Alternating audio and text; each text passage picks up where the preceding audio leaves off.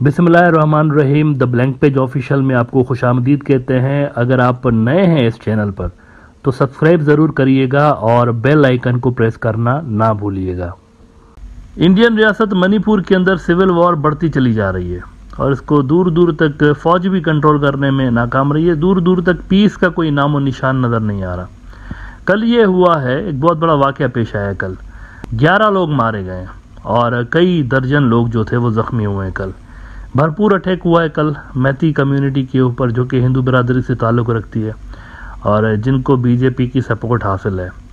तो इनके ऊपर एक बहुत बड़ा, इनके गांव के ऊपर बमों से हमला हुआ और माना यह जा रहा है कि हमले के बाद जब बुखलाहट में लोग इधर उधर भागने लगे, गांव से बाहर निकलने लगे, तो उन भागते हुए लोगों के ऊपर पहले से ही घात लगाए बैठे लोगों ने फायरिंग शुरू कर दी। उसके बाद भी कई जो लोग थे वो मारे गए उसमें। नाउ अजीब बात यह है कि इंडियन मीडिया के ऊपर इतना ज़्यादा कंट्रोल है कि ये ख़बर भी सामने नहीं आ रही। ज़्यादा से ज़्यादा सोशल मीडिया जो अकाउंट्स हैं उनके ऊपर ज़रूर ये जो टीवी चैनल्स हैं ख़बरें लगा रहे हैं, क्योंकि सोशल मीडिया तो ऐसी चीज़ है ना जिसके ऊपर कोई चीज़ छुपती नहीं है, तो वहाँ पर ज़रूर ये चीज़ें मेंशन कर रहे हैं। लेकिन जो इलेक्ट्रॉनिक मीडिया है वहाँ पर इतना ज़्यादा कंट्रोल नज़र आता है कि बहुत छोटी सी कोई खबर नज़र आ जाती है कोई मणिपुर की, अदरवाइज ऐसे बिहेव किया जाता है जैसे कि सब कुछ नॉर्मल चल रहा है। अब तक जो सरकारी आदाद शुमार बताए जा रहे हैं उसमें कोई 130 लोग बताए जा रहे हैं कि मारे जा चुके हैं, लेकिन जो गैर सरकारी फिगर्स आ रही हैं वो 500 से ऊपर हैं, क्योंकि कहा यह जा रहा है कि बेशुमार ऐसे गांव के गांव लूटे गए हैं और वहां पर कत्लो गारत मचाई गई है, जहां पर इस वक्त कोई मीडिया की टीम भी नहीं जा सकती और वहां पर बहुत सारे लोग ऐसे ही मरे पड़े हुए हैं। तो उनकी कोई गिनती इस वक्त किसी ऑफिशियल फिगर के अंदर आ नहीं रही, क्योंकि कर्फ्यू का सा समय है वहाँ पर। द हिंदू ने खबर लगाई है कि Manipur violence, at least 11 killed in late night attack in Khamenlok. Police said that the Kuki militants hurled several bombs at Khamenlok late on Tuesday night, killing and injuring several villagers. और आगे इसमें वो कह रहे हैं कि police said that the Kuki militants hurled several bombs at Khamenlok late on Tuesday night, killing and injuring several villagers. The unhurt villagers rushed out of their houses to flee to safe areas. However, the waiting tribal militants opened fire on the escaping villagers. Additional forces were rushed to Khamenlok. After some minutes of exchange of fire, tribal militants retreated.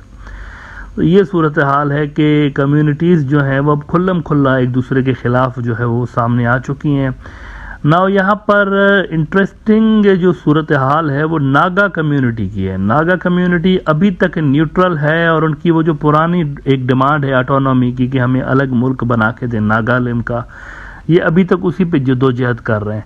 लेकिन slowly cookie और नागा चूँकि दोनों Christian हैं, तो cookies के ऊपर होने वाले इस वायलेंस के नतीजे में नागा कम्युनिटी के अंदर से भी सिंपैथी की फीलिंग्स आ रही हैं। तो इन खदशात का इजहार किया जा रहा है कि कहीं ये दोनों मर्ज ना हो जाएं और ये जो स्कोप है मणिपुर की सिविल वॉर का वो पूरे के पूरे नॉर्थ ईस्ट तक ना फैल जाए। और इसी को फॉरेन पॉलिसी ने लिखा है कि ये चाइना के हवाले से जो इंडिया के मामला चल रहे हैं उसके लिए बहुत डेंजरस सूरत हाल होगी। मैं यहाँ पर ब्रॉडर व्यू में पहले भी जिक्र कर चुका हूँ कि इंडिया और चाइना की जो बॉर्डर्स पर लड़ाई हो रही है, अरुणाचल प्रदेश की वजह से 7 सिस्टर स्टेट्स बहुत इम्पॉर्टेंट है और ये चाइना के इंटरेस्ट में होगा कि यहाँ पर छोटे छोटे रिपब्लिक्स बन जाएं, आज़ाद मुल्क बन जाएं, ताकि इंडिया अरुणाचल प्रदेश के बॉर्डर से फ्यूचर में दूर रहे जब चाइना अरुणाचल प्रदेश के ऊपर पूरा कंट्रोल कर लेगा।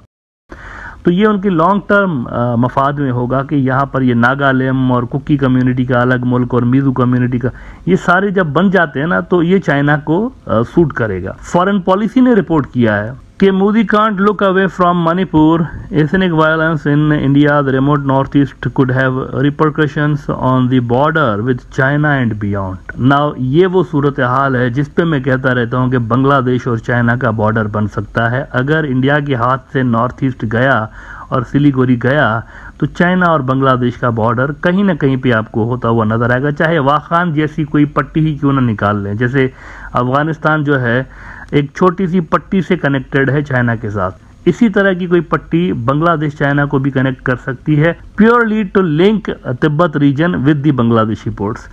तो ये हो सकता है। और उस हवाले से फिर नॉर्थ ईस्ट की ये जो सेपरेटिस्ट तंजीमें हैं और ये जो इंसर्जेंसी है वहाँ पर, इनका बड़ा इंपॉर्टेंट रोल होगा। अच्छा, फॉरेन पॉलिसी लिखता है इस पे, अभी तक जो डैमेज हुई है वहाँ पर, उस हवाले से कहते हैं कि since early May the Indian state of Manipur has suffered from destructive violence that has barely registered a blip on the global radar. More than 130 people have died in the state and another 60,000 displaced from their homes. ये जो 60,000 displaced लोग हैं, इसमें से बहुत सारे ऐसे हैं जो कि मिसिंग भी हैं, इसीलिए मैं कह रहा हूँ कि ये जो 130 की फिगर बताई जा रही है कि 130 लोग मारे जा चुके हैं, ये बढ़ भी सकती है। जब चीज़ें सेटल डाउन होंगी और जब थोड़ी सी नॉर्मल सी रिटर्न होगी तो यहाँ पर ये फिगर जो है वो ज़्यादा भी हो सकती है। अच्छा, वो कहते हैं कि people have ransacked 4,573 weapons from police armories and destroyed 250 churches.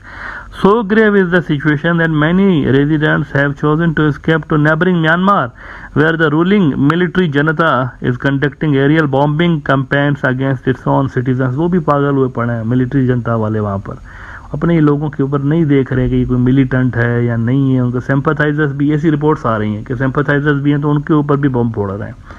अजब सी सूरत हाल वहाँ पर भी तो चलिए, 2 सिविल वॉर्स मर्ज यूँ समझिए कि होने को तैयार हैं। सोचना, यहाँ के लोग वहाँ जा रहे हैं, वहाँ के लोग यहाँ आ रहे हैं, और दोनों रीजन्स असल में हैं सिविल वॉर के अंदर इफेक्टिवली, म्यांमार और मणिपुर। अच्छा, मोदी साहब गायब हैं।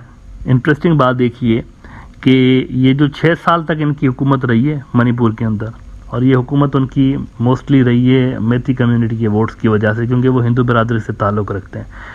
2008 तक वहाँ पर कुछ मिलिटेंसी थी मणिपुर के अंदर, लेकिन फिर कांग्रेस पार्टियों ने बहुत ज़्यादा मेहनत करके सारे टॉप के जो उनके सेपरेटिस्ट थे उनको टेबल पर लेकर आए और उनसे हथियार ड्रॉप करवाए थे। तब से लेकर मणिपुर के अंदर मिलिटेंसी ड्रॉप हो गई थी। मोदी साहब के नेतृत्व में बीजेपी ने इसको बढ़ा दिया है because of their communal politics. वहाँ पर क्रिश्चियन हिंदू की पॉलिटिक्स करके इन्होंने मैथी कम्युनिटी का वोट तो ले लिया, लेकिन पूरा रीजन इन्होंने डिस्ट्रॉय करके रखा हुआ है। अच्छा, मोदी साहब ने एक स्टेटमेंट अभी तक नहीं दिया इसके ऊपर, तो वहाँ मणिपुर में इनके पोस्टर लग गए हैं कि ये बंदा मिसिंग है, इसको ढूंढ के दें। ये देखिए ज़रा, ये दीवारों पे पोस्टर चिपका दिए गए हैं। अब ये पता नहीं कुकी कम्युनिटी ने लगाए हैं या वो मेथियों ने लगाए हैं, लेकिन ये लिखा हुआ है इस पे, still missing, have you seen this man, name Narendra Modi, height 5 foot 6 inch और चेस्ट 56 इंच। ये बीजेपी वाले और आरएसएस वाले इनको बड़ा बढ़ा चढ़ा के पेश करते हैं ना। हैं ये मतलब मोटे किस्म के इंसान है, फैट हैं, लेकिन उनकी वो जो तोंद है ना, उस तोंद को ये 56 इंच की छाती बोलकर छुपाने की कोशिश कर रहे होते हैं ताकि इनका अच्छा सा इंप्रेशन पड़े। ये फिट किस्म के इंसान है, लेकिन ये मोटे से हैं। अगर आप इनको गौर से देखें तो ये मोटे एक व्यक्ति हैं और 56 इंच की छाती उसको कह के और वो मोटापा इनका छुपाने की कोशिश की जाती है। फिटनेस अगर आपने देखनी हो तो राहुल गांधी को देखिए। अगर हकीकतन इंडिया के अंदर कोई फिट इंसान है ना, फिट पॉलिटिशियन, तो राहुल गांधी है। अभी इन्होंने जो भारत जोड़ो यात्रा की उसके अंदर आप देखिए, सख्त विंटर के अंदर भी अगर एक बंदा टी शर्ट पहनकर घूम रहा था तो इसका मतलब है कि ये फिट है, वरना कोई ऐसा वैसा होता ना तो उनको इतने विंटर के अंदर जो है ना वो कोई टी शर्ट पहनकर यात्रा नहीं कर सकता। बहरहाल तो उनकी ये उन्होंने निशानी लगाई है कि ये 56 इंच का इनकी चेस्ट है, ये बंदा मिसिंग है और ENT स्टेटस लिखा हुआ है, ब्लाइंड एंड डीफ। ये अजीब सी बात उन्होंने लिखी है। Last seen at Manipur legislative elections rally, vote मांगने आए थे गुज़िश्ता मरतबा, आखिरी बार वही आए थे बस। वोट मांगने के बाद जो गए हैं तो अभी तक मणिपुर में नहीं दिखे। जिसको भी नजर आए बराए मेहरबानी हमें बता दें। ये वहाँ पर पोस्टर चिपका दिए गए हैं बाकायदा मणिपुर के अंदर, और ये पोस्टर इसीलिए चिपकाए गए हैं क्योंकि मोदी साहब अभी तक खामोश हैं इस पे। मणिपुर में जो कुछ भी हो रहा है यूँ लग रहा है कि वो बिल्कुल लाताल्लुक़ से हैं उससे। और वैसे मैं आपको एक बात बताऊं कि ये जो मणिपुर का मसला हुआ है ना, ये लॉन्ग टर्म रहेगा। इंडियन फौज की प्रेजेंस अब यहाँ पर सकिन हो गई। इंडियन फौज, ये मैं आपको अभी से बता दे रहा हूँ, सकिन हो गई, ये नहीं जाएंगे यहाँ से। इसकी वजह यह है कि एक एडमिनिस्ट्रेटिव मसले को फोर्स यूज़ करके और सप्रेस करने की कोशिश की गई है। इस तरह से पॉलिटिकल मसले हल नहीं होते। ये पॉलिटिकल मसला था जिसको पॉलिटिकली हैंडल किया जाना चाहिए था। यहाँ पर कश्मीर रिपीट हुआ है। कश्मीर का भी पॉलिटिकल मसला था असल में, जिसको फौजी मसला बना दिया गया है। यहाँ पर भी पॉलिटिकल मसले को फौजी मसला बना दिया गया है, और जब कोई पॉलिटिकल मसला फौजी मसला बनता है तो फिर वहाँ से मिलिट्री के लिए अपनी जान छुड़ाना कम से कम 2-4 सालों तक तो बड़ा मुश्किल हो जाता है।